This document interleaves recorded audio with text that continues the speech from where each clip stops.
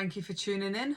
So today I'm going to do just a quick video on a comment that was left on one of my videos. I thought rather than responding, I'll do a video as I can just explain it a little bit more in depth. So somebody commented and asked me, what happens if your crime isn't exactly one you want to tell anybody?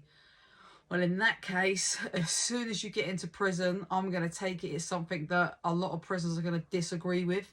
There's no crime that's right, but there are some crimes out there, people, that are horrific. And people will beat you up over these sort of crimes. So my advice to you is you need to ask to go on a protection wing. Now, the prisons don't exactly call it a protection wing, but if you go into the prison and you say, right, I'm going to need protection, my crime's such and such or whatever, and you say to the officers, in each prison there is always a wing that all the paedophiles go on, all the vulnerable people go on, people that have done some really nasty crimes and are scared of getting beaten up and stuff like that. So that's where they all end up landing up. So they all kind of live with each other. So they all are in acceptance of each other's crimes and no one cares on that wing. So as soon as you land up in prison, basically you need to tell the officers straight away. The officers will know exactly what you're in for. You've got something called a P-NOMIS, and basically when they check you in, all your crime comes up in detail on their computer records. So don't even bother trying to lie to them, because they'll know exactly what you're in for.